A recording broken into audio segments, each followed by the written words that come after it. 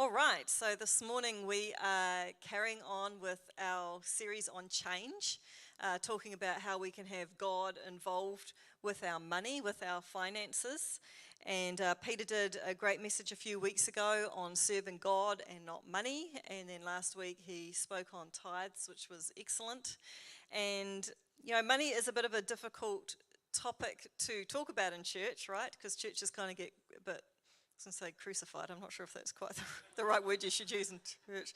But, churches get into a bit of trouble when they mention money. But it's funny because the Bible talks a lot about money. Jesus spoke a lot about money. And actually, as a church, we don't talk a lot about money. Years and years will go by between us ever doing a series on money. So if you've just turned up recently and you think this is what we're all about, it's like a 4-week thing and amongst a lot of other things. But it's good to have you here for this. But we really felt compelled to do this series because we are always having conversations with people about what's going on in their life. And a big part of it is often struggles with money. Money can cause massive issues in relationships. And so it's really important that we get this area of our life sorted out. So today is going to be a bit of a practical one. We're going to be looking at stewardship today from the book of Proverbs. So you can turn to Proverbs or open up your device to Proverbs. We are going to spend a lot of time in Proverbs this morning. God calls us to be good stewards of everything in our lives, not just our finances, but also our health, our gifts, our talents, our abilities, our bodies. God calls us to be good stewards, to look after these things well. Psalm 24 verse 1 says, "The earth is the Lord's and everything in it, the world and all who live in it." And I love this verse because it reminds us that everything is God's. Everything. He created everything, and it all belongs to him. And we are his stewards. Another word for steward is manager. So we get to see ourselves as managers of God's creation, of the things that God gives us, and to look after them on his behalf. Everything we have and own is a gift from God. It isn't ours to keep. It's ours. It's there to look after and manage well. And some might say, but I worked hard for this money and it's mine. And just like Peter said last week, yes, but who gave you the ability to work hard for that money? Who gave you your body? Who gave you those gifts, your brain to be able to think in certain ways? Other people can't think the same way that you can. Other people don't have the same talents that you do. Who gave you the breath in your lungs that we often sing about? As someone that has had moments where I struggled with breathing, you soon realize it's not about yourself willing yourself to breathe. It's about God giving you the breath in your lungs. And if you've been doing the Financial Fitness Bible Plan, which has been excellent, which finished today, but we've been doing it as a church by Rick Warren, he said this: "Everything you have is a gift from God. You don't really own anything in life. It's all on loan. You only get to use God's money while you're here on earth. He loaned it to you for 80 or so years. He loaned it to somebody before you, and he's going to loan it to somebody after you. You don't own it. The master owns it all. It's all under management." It's pretty black and white. It's all God's. He's loaning it to you for this time. So what are you going to do with it? How are you going to look after it? All of us are involved in stewardship, financial stewardship, whether we know it or not. Today we're going to look at these top tips in Proverbs of how we can steward our money well. And if we do these things, we will have success in the financial part of our life. People can go and pay a lot of money to seminars to figure out how to do this, but I tell you what, it's all in the Bible and it's incredible. There have been so many verses I have had to cut out of this message because there are so many verses that are speaking to this. All right, so the first point this morning, point number 1 is work diligently. Work diligently. Proverbs 13 verse 11 says, "Wealth gained hastily will dwindle, but whoever gathers little by little will increase it." Have you ever heard about people winning lotto? And they win $3.4 million, and then 3 years later, they don't have any of it left. And, I think of that when I read this verse. Wealth gained hastily will dwindle, but whoever gathers little by little will increase it. So maybe hoping for winning lotto is not the way forward, people. Maybe it's by working little by little and gaining it that way. Proverbs 10 verse 4 says, lazy hands make for poverty, but diligent hands bring wealth. You know, work was God's idea. Work was God's idea. Work was around before the fall. God talks about at the beginning in Genesis, you can read it there, about how we have dominion over the earth. He gives us dominion. That means actually stewardship over the earth. He gets us to look after it. But, you know, sin entered the world, and when sin entered the world, then our view of work became a bit skewed. And sometimes we struggle and we get tempted to worship our work, or to find identity in our work, or reject work altogether. But actually, with Christ, he came and he redeemed work. And work can be this beautiful thing that we do, not only just to financially earn money, but also to bring glory to God. You know, when I was away earlier this year, I had my week-long intensive for my course that I'm doing.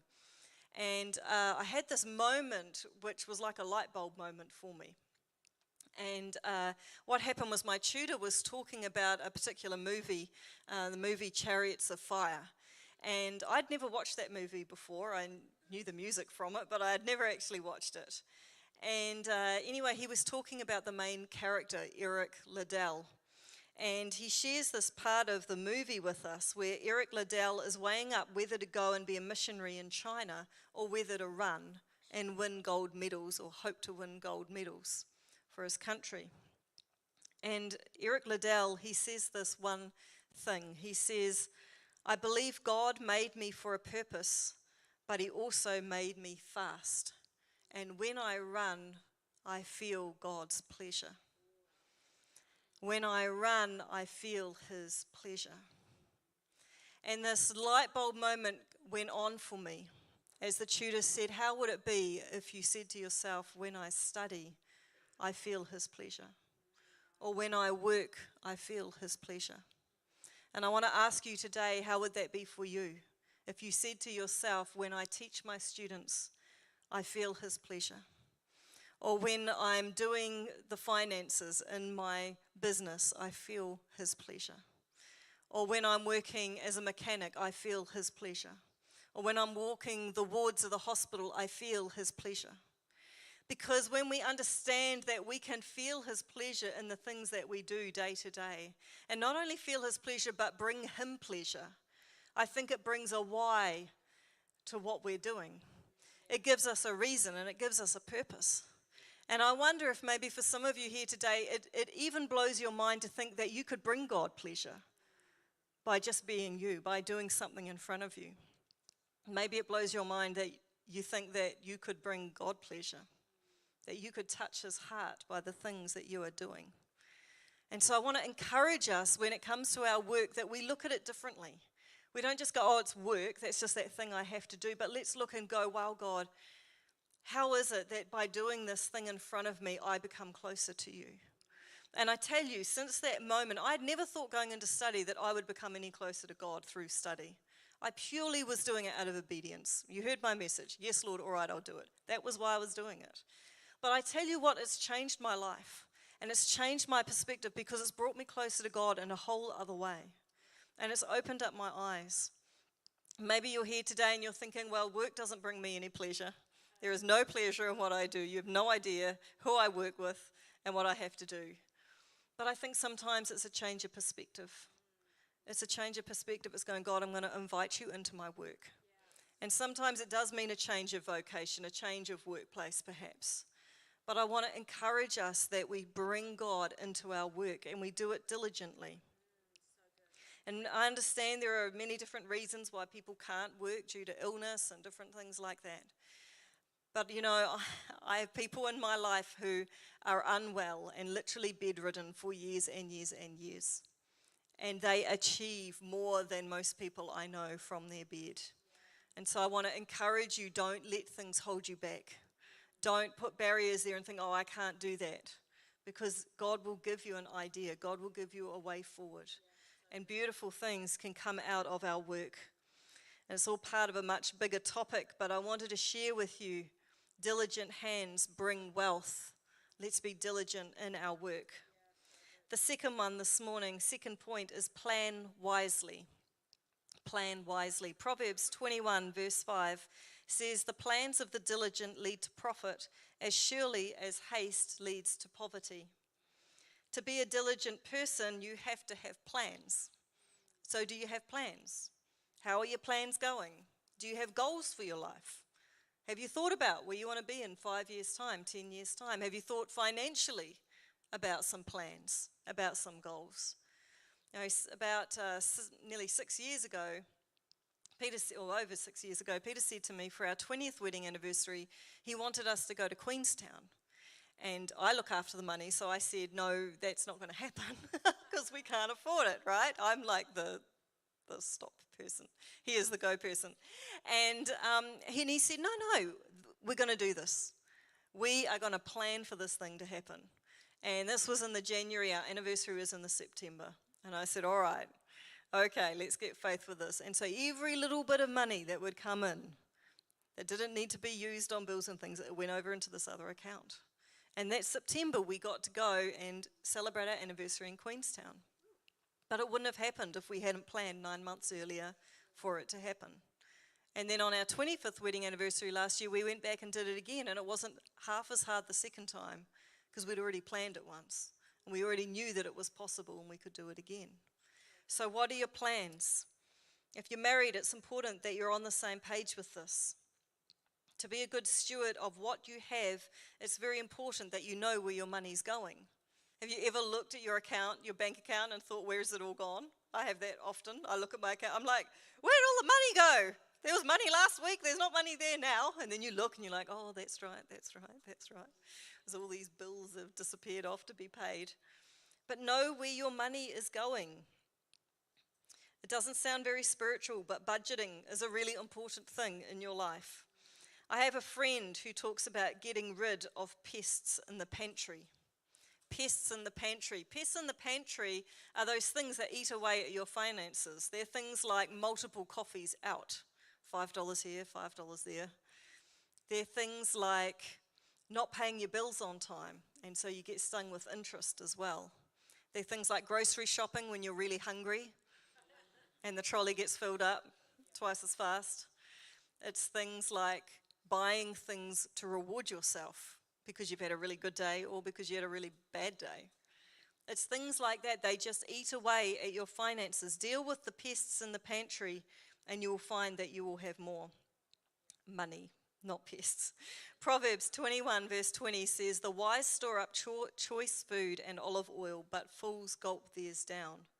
To be a good manager, you need good management tools. So talk to people who are good at handling their finances. There are good tools online that you can use to help you with this. Money is a tool that we are given to bless others, not a treasure for us to try to store up here on earth. It's for us to invest in other people so that they can be blessed. You know, this morning in our Bible reading for the Financial Fitness Bible reading, it talked about investing into other people by buying them a Christian book or paying for them to go on an overseas missionary trip or investing into people so that things matter for eternity in their lives. But we can only do those cool things if we plan with our money and look after it so we have money to be able to give. My third point this morning is resist debt. Proverbs 22 verse 7 says, the borrower is slave to the lender. And that is such a good verse. The borrower is slave to the lender. We live in an instant society of buy now, pay later. And every time I watch TV and finance ads come up on the television, I feel like throwing something at the television because they make it look so glorious and wonderful. You know, do you want a new couch? You want a new car? You want a holiday? You deserve a holiday. Thanks, particular finance company, for putting me into debt for the next 2 years to try to pay it off. You know, ask yourself, if you can't afford it this week, what makes you think you can afford it the week after? Just save things up to be able to pay for it. God doesn't want his people in debt. And it's easier to stay out of debt than to get in debt and then try to get out of it afterwards. We have multiple conversations with people who greatly regret having bought expensive cars on finance. because it's a depreciating asset. And it just goes down in value, but you're still paying it off and paying off more than the car was worth. Think about it before you get into it. You know, we had a really interesting situation before we got married, and I don't think we've ever shared this publicly, and I did get permission from my dear husband before I share this today, in case you'll freak out. But we were engaged, and we were engaged for about 11 months because we were young. I was like 19 and he was 20, so we're still waiting to get old enough to be allowed to get married. But anyway, we were allowed to get married. Anyway, we were being really good stewards of our money, and we were both putting money every week that we would earn into a separate account, and we were banking up thousands of dollars in this bank account over here because that was our fund for when we got married. And one day Peter rang me up at work, and he said, "Oh, hun, I've bought this piece of musical equipment." And I was like, "Really? Oh, okay. So how'd you pay for it?" And he's like, "Oh, no, it's all right. I got it on hire purchase." Now, you have to understand, hire purchase in our house was like telling your parents, "I've just decided to become a drug addict and kill people." You know, like it was kind of like on that same level. It was like hire purchase, murder. That was kind of like that, right? And I kid you not. And so anyway, I'm like, "You what?" Because you see, we'd been going out for 6 years. So we'd done the book with like 300 questions to discuss, you know, who's going to do what when you get married, who's going to put out the rubbish, and who should vacuum the house. Like we'd done all that stuff, right? So we'd covered money, and we had covered hire purchase, and we'd covered our opinions on this particular topic.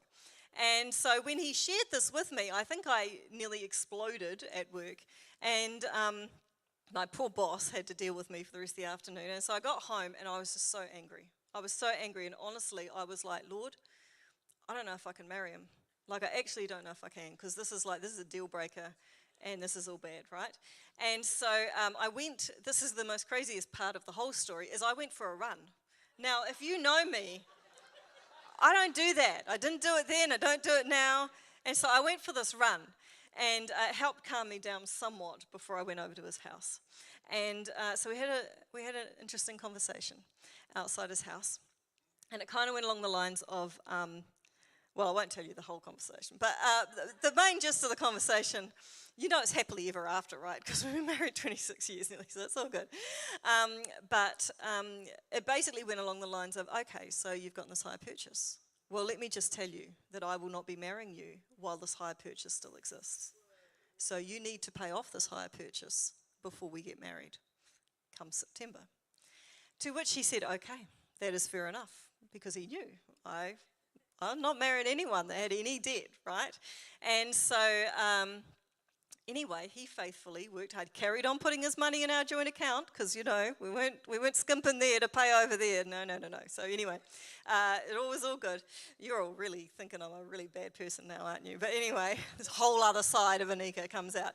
And but at least he discovered it before he married me, so it's okay. So do you know what? He paid off every last cent before we got married. And we were talking about it earlier this week, because I said, "Can I share the story?" Because I said I do have a story about debt, actually, that I could share. And he said to me, "Do you know, Annika, I remember when I tried to pay off that debt, how hard it was to get the money to the company. You had to, in those days, you had to drive to the particular offices in Auckland to pay off those lump sums." And he said they made it so difficult for you to even do that. And then on top of that, they still stung me for all this extra interest. And he said that thing cost me so much more than what it should have cost me in the first place.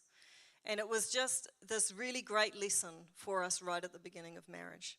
And since then, we've never, had hire purchase and things like that. And I know everyone has different ideas on these sorts of things, but I just want to point out that things like credit cards and afterpay and all this has become such a normal part of our lives now, but yet it can trip us up massively.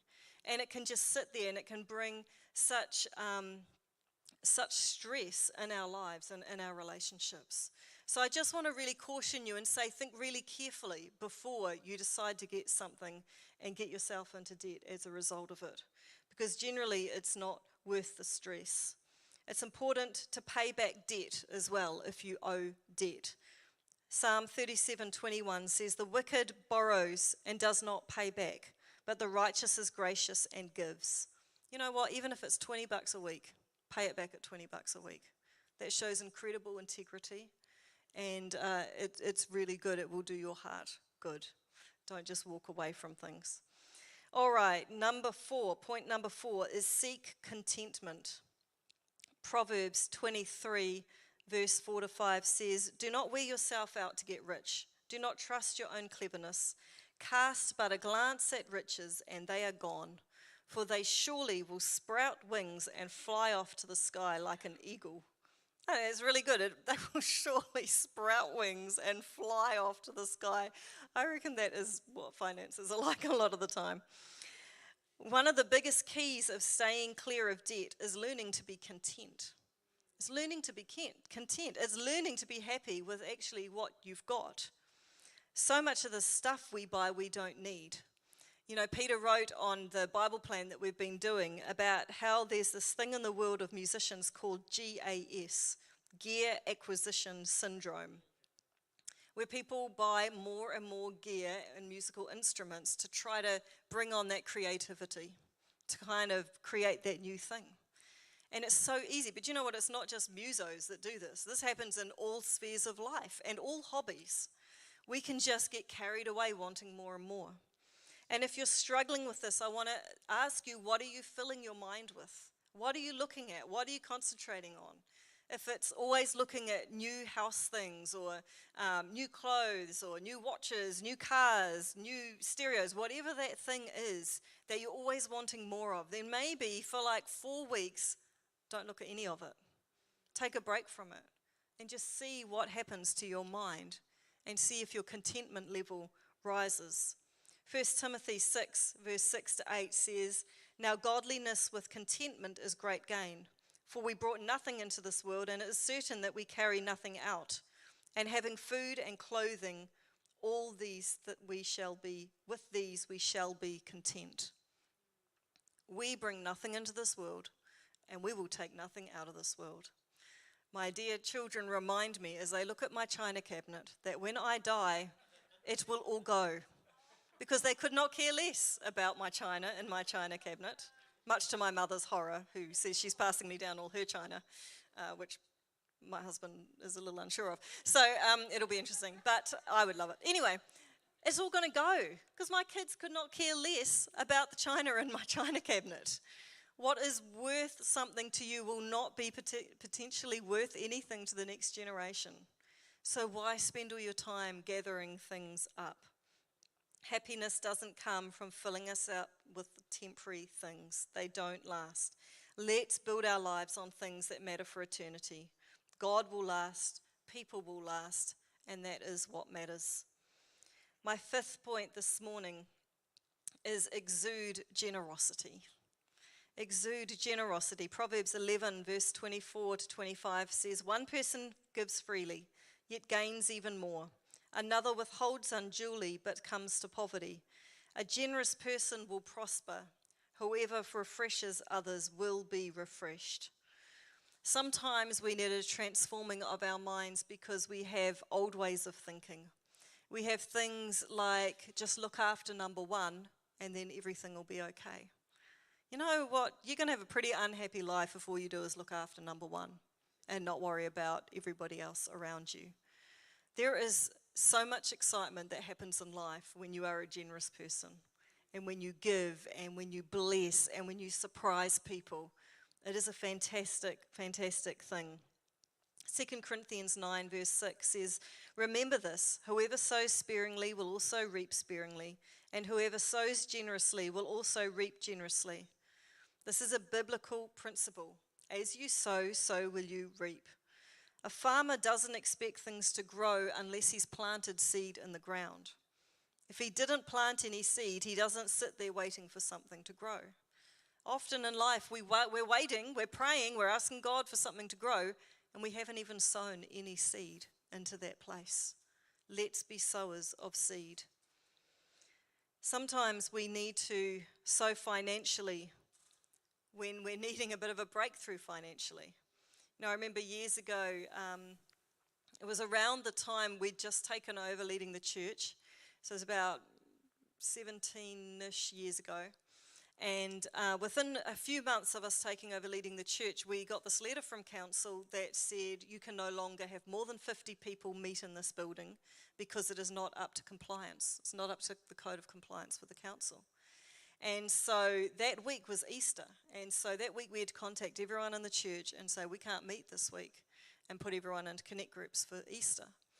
And it was a really stressful time. And we ended up meeting in a primary school hall for quite a long time, much longer than we thought it was going to be, while we brought this building up to compliance.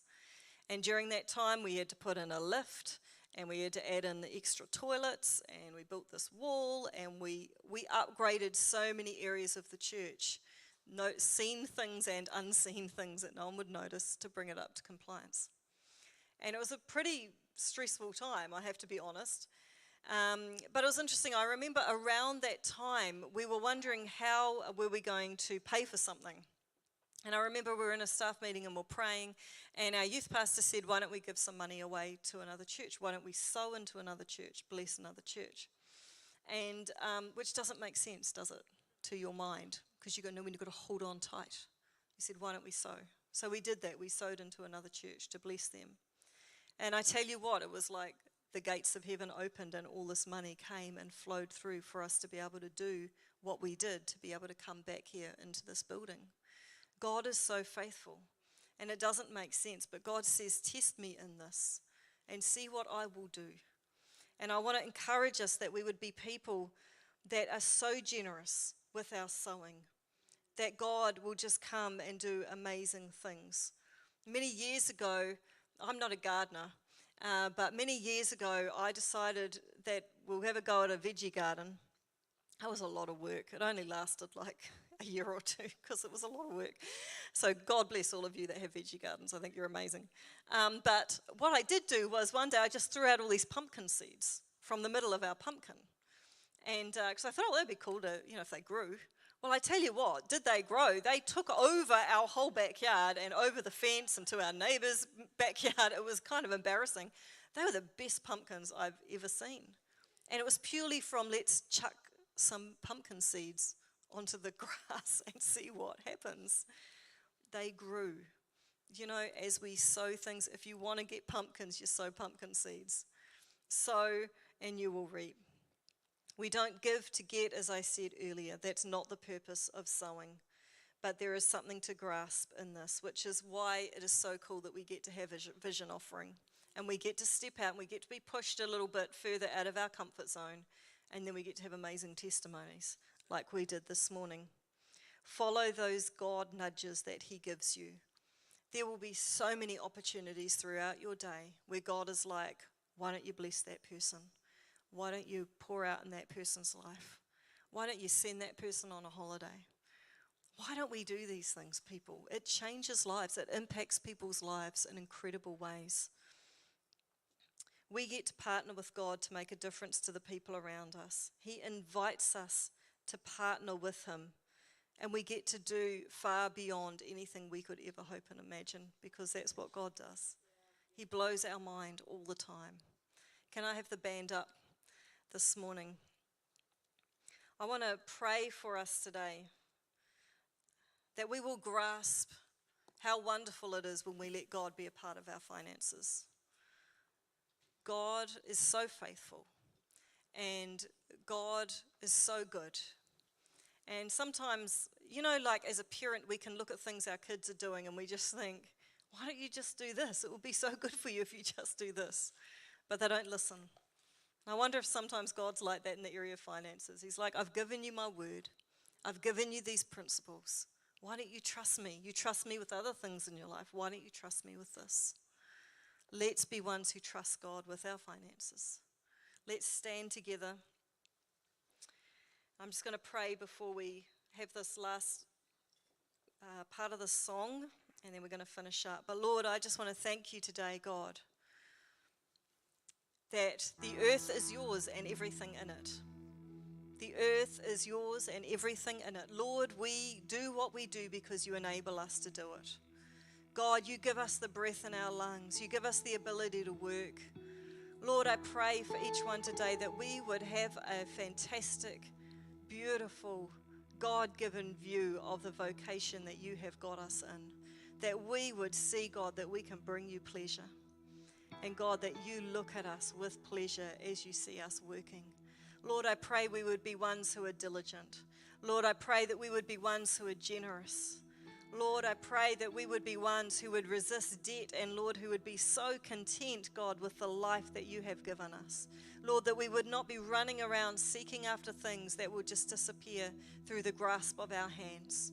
But God, that we would sow into things that matter for eternity. Lord, I pray that where we need to shift our perspectives, Lord, that you would do that today for us. God, I thank you for your goodness, and I thank you for your grace, and I thank you, Lord, that you are so creative and that you have exciting and wonderful ways for us, Lord, in this whole area. Lord, open our eyes. God, speak to us and show us how you would have us give, how you would have us sow into church and into other people and into other ministries. God, into things that would matter long term, Lord. Stir us up in our hearts, Lord. Speak to us, I pray. In Jesus' name. We're going to